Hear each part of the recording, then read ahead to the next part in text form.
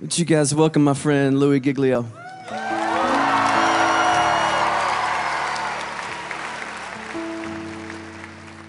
You guys can have a seat. Thank you so much.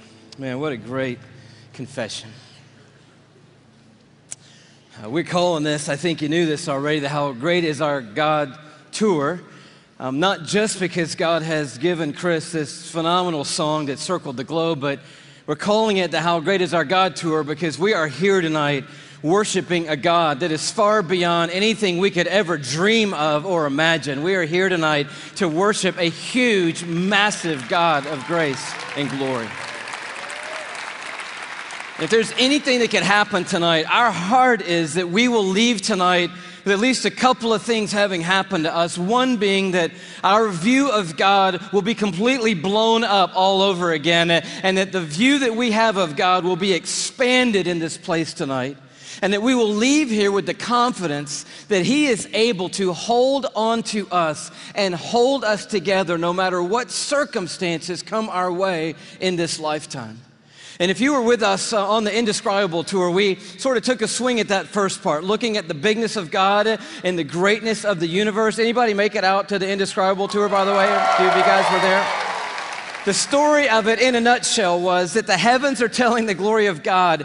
Their expanse declares the work of His hands. In other words, all you have to do is look up and you see the size of the God that we're worshiping tonight. We ended that, just a little review, with this galaxy right here, the Whirlpool Galaxy. You're like, man alive, we're talking about astronomy at a Christian worship service. Why not? The God that we're worshiping tonight is the one who created that right there. It's called the darling of astronomy. The reason why is it's sitting completely perpendicular to us on Earth, and when we look up at it, we get this beautiful view. But check this out. The Whirlpool Galaxy is 31 million light years away from where you're sitting right now. Okay, they got nothing in here tonight. 31 million light years away. That's just the first little thing we got to catch up with tonight. By the way, the story opens like this. In case you forgot, in the beginning, God created the heavens and the earth, and He said, "Let there be light," and there was light. And that was a phenomenal moment when that happened, because light came out of the mouth of God traveling 186,000 miles a second. That's how fast light is traveling through the universe. And so a light year, therefore, is how far light travels in 1 year, and I'll do the math for you. It's 5.88 trillion miles is a light year. So as we talked about before, when you start to get around in the neighborhood of God, the mile is not going to help you. The yardstick, the ruler, the tape measure, these things are of no value in the universe that God has made. We're using a ruler called a light year that's 5.88 trillion miles long. And if you'd like to go to the Whirlpool Galaxy, be my guest. All you have to do is multiply 31 million, that's how many light years it is away, by 5.88 trillion miles, and that's the distance that you've got to cover. Anybody with me so far? I'm wondering, are there any science lovers here tonight? Because we're going to have a little scientific content tonight, and I need to know if anybody's going to be with me so far. So you do the math, or you could look at it a different way. You just have to travel 186,000 miles a second for 31 million years, and voila, you will arrive at the Whirlpool Galaxy. Second thing that's pretty stunning, given that our God made that, is it contains 300 billion stars. In that one galaxy, 300 billion stars. And it is one of hundreds of billions of other galaxies in the known universe that God has made. And it just reminds us all over again tonight, man, this God that we're singing to tonight, He's enormous. He's bigger than anything we've ever dreamed of. He's bigger than our wildest imagination of Him. But we ended by looking inside that thing, and this is pretty stunning. Those of you who've seen it remember, but the Hubble Space Telescope is circling the Earth at 360 miles above the Earth, and it takes amazing images of these galaxies and other phenomenon of the cosmos, and it looked into that white core of the Whirlpool Galaxy, and lo and behold, there is a black hole in there. And we'd never seen it before until Hubble could take an image of it, and I found this on NASA's site, hubblesite.org. This is what Hubble sent back to us from 31 million light years away from the black hole core of the Whirlpool Galaxy. They send us back this image right here, and it's just crazy. It's crazy.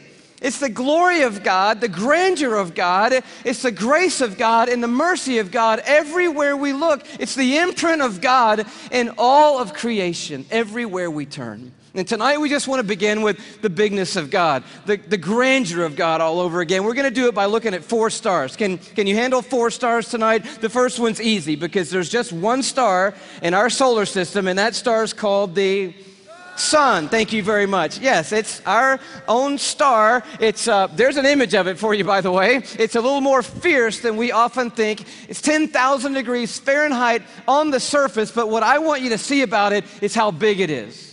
It's 93 million miles away, so when you're looking up in the sky, it's pretty good pace out there. By the way, light traveling 186,000 miles a second, it's only taken 8 minutes to cover that 93 million mile journey to touch your skin here in Atlanta, Georgia. But what I want you to see is the size of it. It's like 1,000,000 times the size of the earth, and that matters to us tonight when you hear what the psalmist said. Listen to his words. By the word of the Lord, this is Psalm 33, the heavens were made. In other words, God didn't lift a finger when he made the universe. By the word of the Lord, the heavens were made. But he goes on to say, their starry hosts by the breath of his mouth. So we're looking at something so intense that we don't want to get any closer than 93 million miles away, which is what we are right now. And then we read that God just breathes out stars. It's crazy to think about it. 1,000,000 times the size of the earth. So here's a little perspective that sort of changed my life. If the earth were the size of a golf ball, okay, the sun would be 15 feet in diameter. Okay, that didn't seem to move anybody either, so let me try it a different way. Let me just try it just a different way. I thought I might need this, so I brought a golf ball, okay? So all through the evening, this is going to represent Earth, all right? So this is where we are. I need everybody in the building to look as closely as you can and find yourself, okay? And when you found yourself, I want you to nod your head so that I know you've located you on the earth, okay? You're nodding your head? Okay, you found yourself. If the earth were a golf ball, the sun would be 15 feet in diameter. That's not 15 feet in diameter. Can we blow that up just a hair and maybe give them 15 feet in diameter? So here's a little perspective for you, okay? Is this working for anybody? Here we are on the earth, and that's the sun. It's so big, you could put 960,000 Earths inside the sun. So if the earth were a golf ball and the sun were 15 feet in diameter, you could put 960,000 golf balls inside that 15-foot diameter sun. That's enough golf balls, by the way, because I know that seems like a big number, to fill a school bus with golf balls could fit inside the 15-foot in diameter sun. It's a massive star, and it's one of hundreds of billions of stars in the Milky Way galaxy, our cul-de-sac in the neighborhood called the cosmos that God has made. It's huge, and we're worshiping a star-breathing God tonight. But I want to tell you about the second star, okay? Because the second star absolutely wrecked my life. I heard about it when I was a high school student here in Atlanta. One of our youth leaders did a talk, and he mentioned this star. I didn't know how to talk to God for about 2 months after I heard about this star. It's called Betelgeuse or Betelgeuse. You can pick your pronunciation. I'm obviously going with Betelgeuse, and Betelgeuse is incredible. Here it is in the night sky. I know it doesn't look incredibly ferocious, but it's 427 light years away. So that's 427 times 5.88 trillion miles away from us right now. Draw it in a little closer with the Hubble Space Telescope, and you can start to get a little bit of the feeling of its intensity. But this is the crazy thing about Betelgeuse. Are you ready for this? Betelgeuse is twice the size. Are you ready? You think I'm going to say twice the size of the sun? Oh no, it's twice the size of the Earth's orbit around the sun, Betelgeuse is. It's crazy. If the earth were a golf ball, Betelgeuse would be the height of 6 Empire State Buildings on top of each other. Now, come on, have you seen the Empire State Building? I mean, maybe what you're going to need to do is gather the family, get a golf ball, get some plane tickets, and fly up to New York. And you're going to go into Midtown, you're going to take your golf ball and put it on the sidewalk outside the Empire State Building. Don't worry about people thinking you're crazy. They're not even going to notice you in New York. You're going to go across the street. You're going to look up at the Empire State Building and imagine 5 more Empire State Buildings on top of the Empire State Building. That's Betelgeuse, and that's the earth, and somewhere you're on it.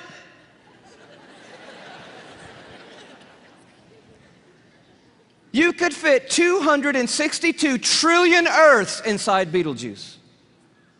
So if the Earth were a golf ball, that would be enough golf balls to fill up the Superdome with golf balls. 3,000 times.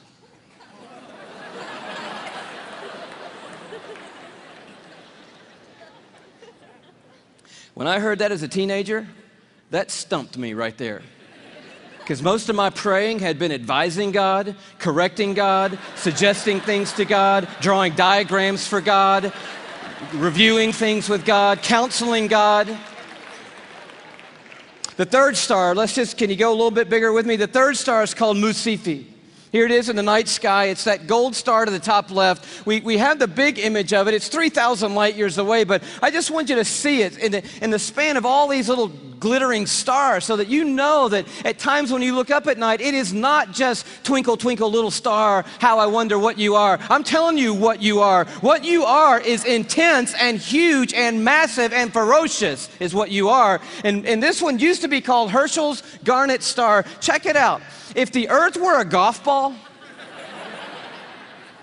Musifi would be the width of 2 Golden Gate bridges end to end. Apparently, you're going to need to go from New York to the West Coast. Go to San Francisco with your family and your golf ball. Place your golf ball at the beginning of the Golden Gate Bridge. Go across the bay into Oakland to a high place where you can see the entire Golden Gate Bridge. Another second Golden Gate Bridge will be in your imagination. Span all the way back the 2 Golden Gate Bridges to the very beginning and find your golf ball over there. That's the Earth, and somewhere you're on it. One of the stars in the Milky Way galaxy. It's so big you could fit 2.7 quadrillion Earths inside this one star. Thank you so much. Where have you been all night?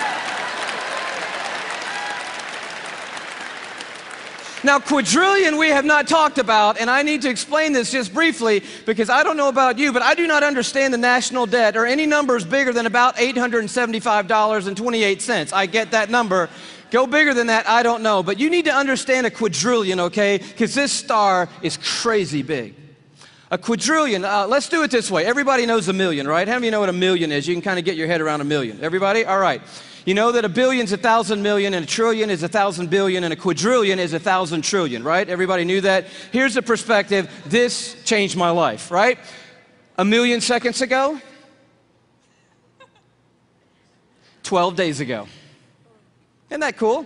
See, that saves you doing that on your little calculator at home, which I dare you to try to do when you get home tonight.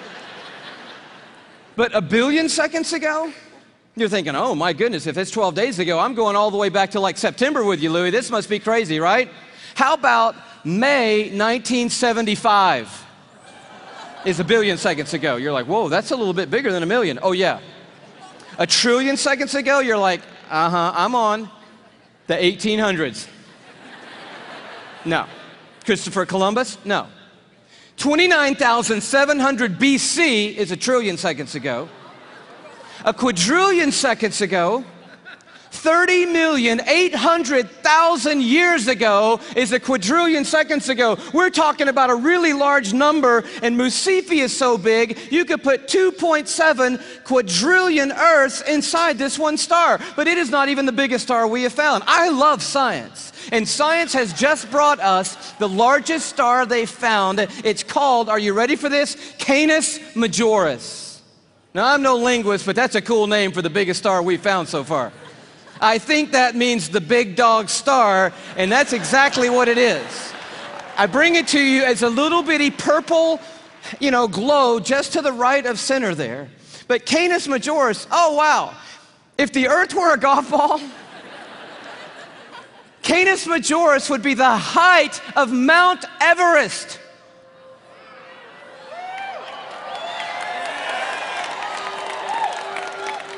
Thank you. You just saved your family plane fare from California to Kathmandu, Nepal. Almost 6 miles above sea level, the highest point on the planet, and I just dare you to get up there and unzip the parka and pull out your golf ball.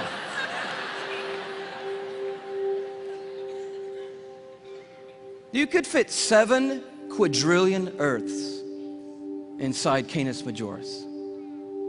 That's enough Earths, if the Earth were a golf ball, to cover the entire state of Texas in golf balls, 22 inches deep. You see the one you're on?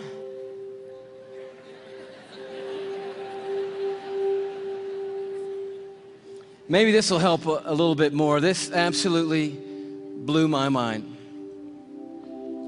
Just a little journey through our solar system. Everyone knows our planets and sort of how we fit in to the story here. You see really quickly that we're not even the biggest deal in our own solar system, but as Earth comes by, you have to know tonight that we are living on a privileged planet. Anyone would tell you we're living at one of the most special places, if not the most special place in all of creation. But Neptune comes by and Saturn and then Jupiter, and you're like, okay, we're not all that big, even in our own little cul-de-sac.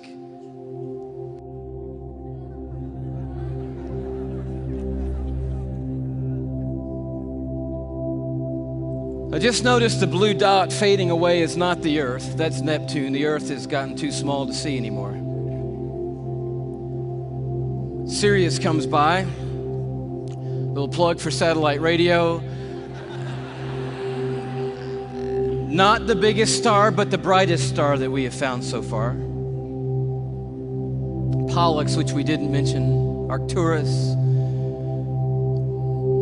Such a beautifully named one, Regal. But then the one that messed me up.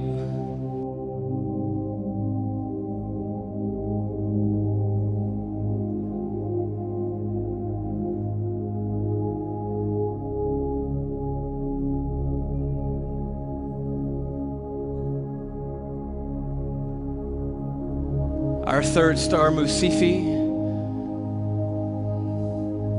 Musifi's cousin, W. Cephei.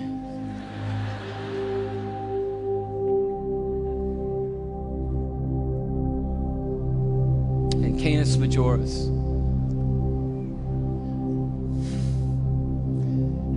And do you know that you couldn't come up here right now with a Sharpie and make a mark on the screen that would approximate the size of our sun? You couldn't even do it. I mean, when you look at these in their relative size, we just have to put a little arrow over there that says, if you could put the sun on here, which you can't, it would go somewhere about here. And can you hang on that for me? And when you see this, I don't know what happens to you, but I'll tell you what happens to me. A shrinking feeling comes over me, and it's not a bad shrinking feeling, it's a good shrinking feeling. Because sin, it has a way of shrinking God down in our minds and puffing us up in our own estimation. But just a glance into the universe that God has made resizes everything in a heartbeat. And you realize tonight we are worshiping an unrivaled, uncontested God of all kind of might and power and glory and awe, there's none like him anywhere in all of creation tonight. We are not here worshiping some little teeny tiny God. We are the teeny tiny ones, you and me. We are small and weak and fragile and frail. We are, you and me tonight, one of 6.5 billion people on this little golf ball sized planet in this massive universe that God has made. But I'll tell you, the miracle of tonight is crazy, and crazier to me than the size of any star. Is that though we are but a vapor, you and me, and tiny and frail, we are marked by majesty. And we have been created in the very image of the God who breathes out the stars and put the universe into place. You and I are fashioned and formed and ordained by the God of all creation. We are fearfully and wonderfully made, you and I. We are a miracle. You're a miracle sitting in the building tonight. If I could just remind you just for a moment, you are somebody incredibly special. Let me just dial back to the beginning, and I know you know this already, but in the very, very beginning, here's how you happened, okay? One cell from your mom found one cell from your dad. Now, there's more involved than that, but that's enough for us right now. And by the way, we should applaud the one cell from your dad, because that one cell did a pretty heroic thing to be the one cell in the story that we're talking about tonight. One cell from your mom met up with one cell from your dad, each one carrying 23 chromosomes. The one from your mom was carrying half of her DNA. The one from your dad was carrying half of his DNA. And those two cells met and merged into one single cell. And when they did, those chromosomes matched, and they began to form together a brand new DNA code. Using 4 characters, 4 nucleotides, they begin to write out what we have now discovered is the 3 billion character description of who you are, written in the language of God. They wrote out your DNA, your human genome of 3 billion characters made up of those 4 simple nucleotides. And when they did, they described who God had ordained you to be. In that one little simple cell. Scientists say if you took the DNA out of that one little cell and stretched it out, that DNA would be 6 feet long, 3 billion characters stretched out to 6 feet long. So amazing that if I were to read your DNA, reading 1 character per second, night and day, it would take me 96 years just to read the description of you. And when they formed together, they wrote out and painted a picture which had never been written before in the history of humankind. And then that cell did the unthinkable. It set out to build that model from one cell. I'm telling you, you are a miracle sitting in this building tonight. And you have come a long, long way. I mean, here you are. This may not be in the family photo album, but here you are at 3 days old. 16 cells of you. You say, what in the world is that? It's a 16-cell human embryo on the tip of a safety pin at incredible magnification. So by now, that one cell had turned into 16 cells on its way to making the 75 trillion cells that make up your body tonight. Every one of those 75 trillion cells containing that 6 feet of the 3 billion character DNA code that you. There's so much DNA in your body, by the way. If you stretched it all end to end, there'd be enough DNA to go to the moon and back inside your body. 178,000 times. That's how amazing God has made you to be.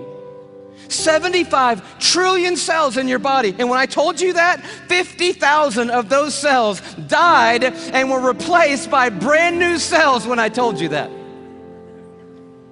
And then just now, 50,000 more cells died and were replaced by brand new cells. It's happening every 3 seconds, day and night, all the days of your existence. And you wonder why you're tired all the time. I'll tell you, you're doing some amazing stuff night and day. We're miracles, you and me.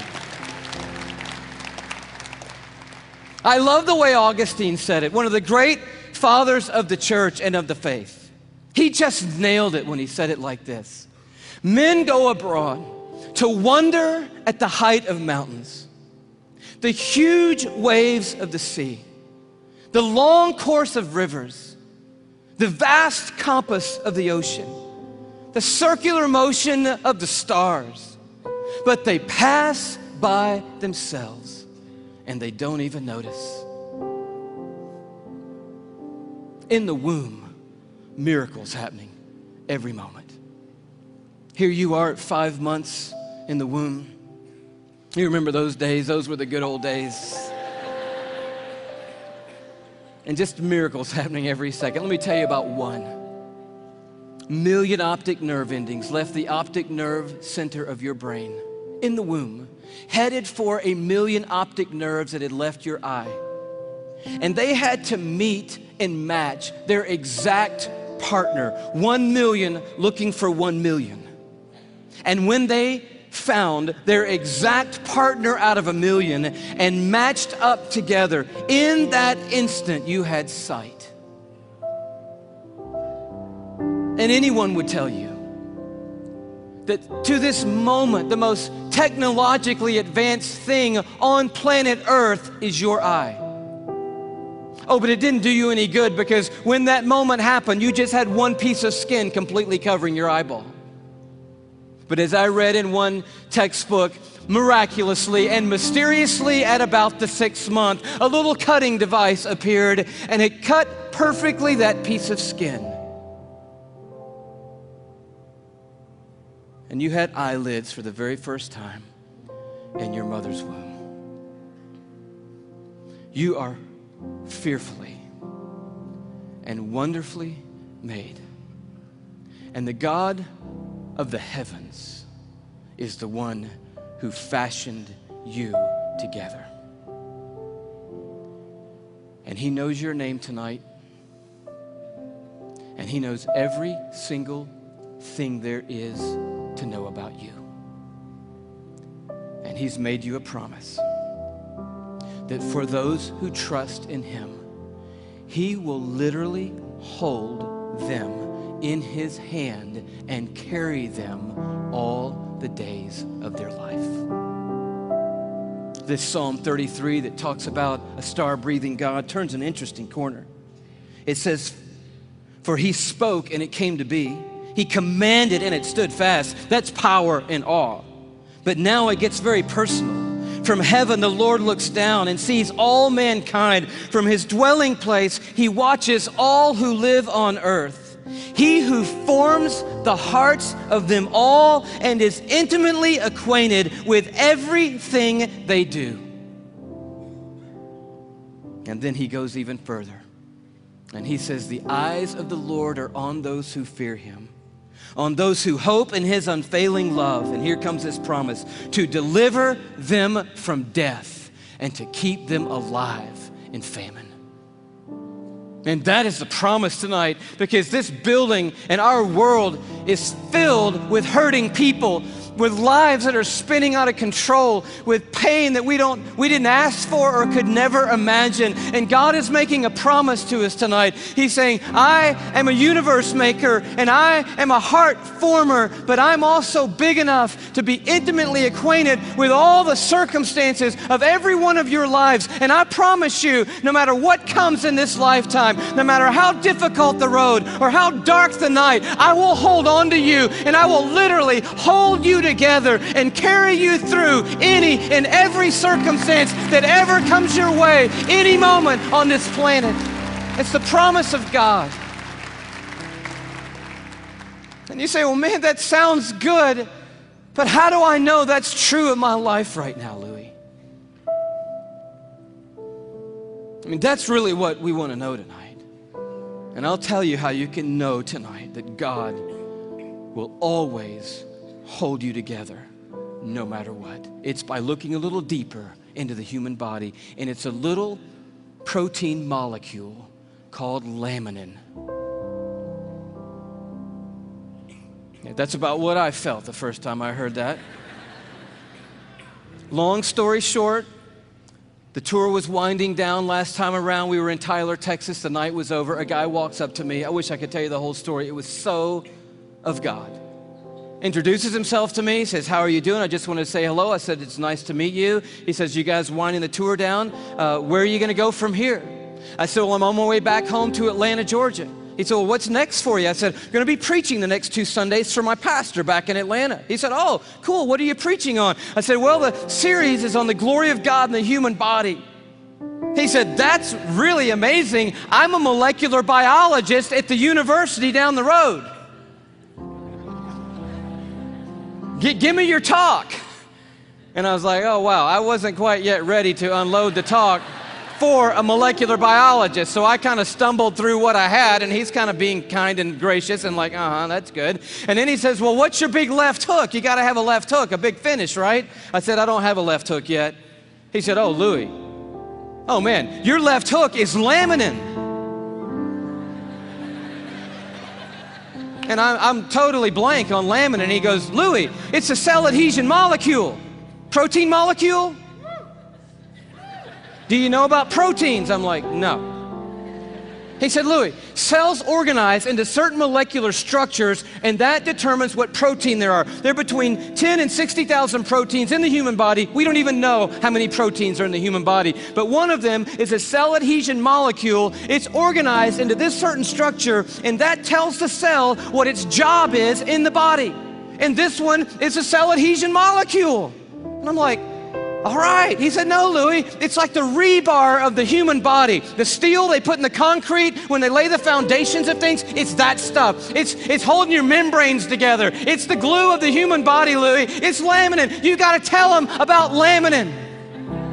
And I'm like, I promise you, I'm going home and tell them about laminin. And I'm sure when I do, revival is going to sweep across the church and probably around the world when I tell them. He said, no. You got to see laminin. I'm like, okay, let's see it. He said, no. You need to go look it up online. You need to go Google laminin. Like, I don't even know how to spell laminin. Takes his card out. He writes on the back, Laminin. I'm like, okay, I cannot wait to get to my computer and get on Google, click on images, type in laminin, and I'm waiting, and these little thumbnails come up on the screen, and I'm like, wow. That's laminin, the cell adhesion molecule. Woo! I am so excited. I am beside myself. I cannot believe what I'm seeing. I love laminin. I'm so fired up. You should see laminin, I guess. That's the thing, right? Okay. Here is a scientific diagram of the laminin cell adhesion molecule that's holding your body together right now, okay? This is what I found right here.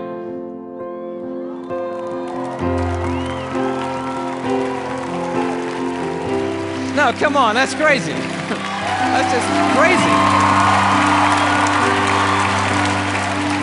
I just can't believe it.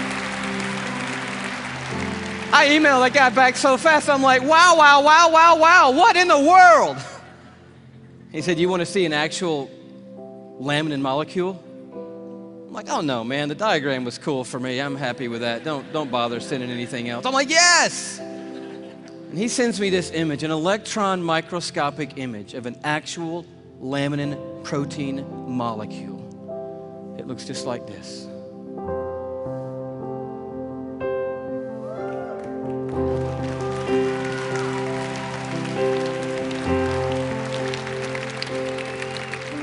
I'm like, how crazy is that?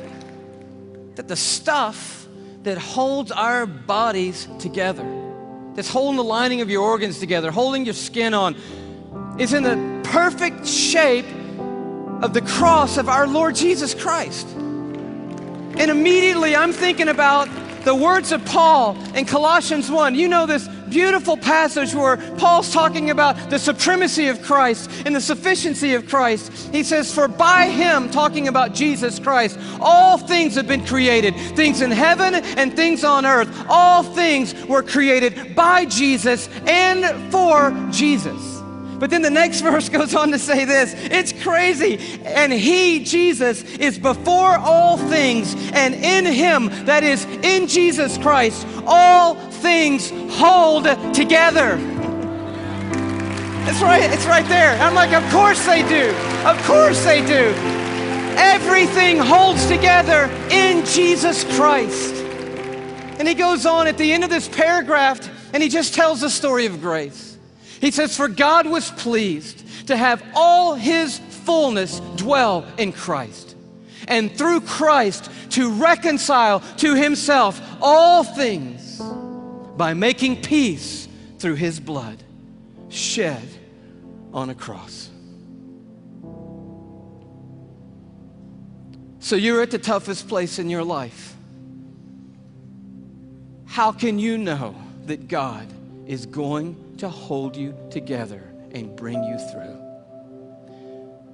You know, because there is a cross standing over history, and it is looming over this building tonight. It is the place where the star breather became the sin bearer, where the universe maker became mankind's Savior. And it is proof that God doesn't always change the circumstances. He did not change them for Jesus on that hillside outside Jerusalem. But the cross is also proof that God always has a purpose in the circumstances, and that His purpose and His plan will prevail and will triumph through any circumstances in this world.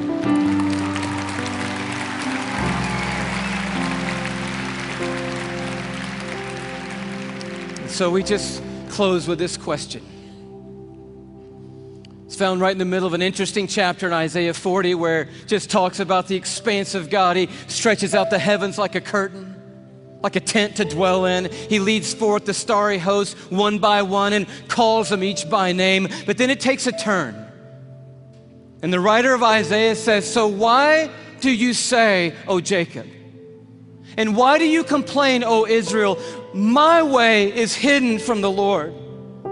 Or say, "My cause is disregarded by my God." In other words, there was a moment in the history of Israel when they felt like God had completely lost sight of them. That yes, I believe that God is big enough to make the world. I even believe that God ordained and made me. And now coming present tense, I'll accept the fact that God gave His Son on a cross. But what I really need to know right now, what really matters most to me right now is, does God see what I'm going through? Does He see what I'm carrying?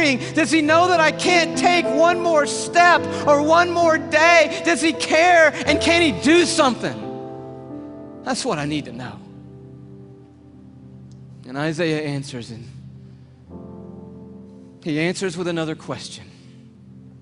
And it's a question for us here. He says, "Do you not know? Have you not heard?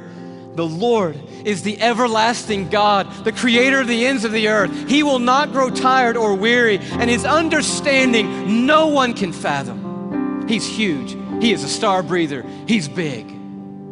But listen to what He loves to do.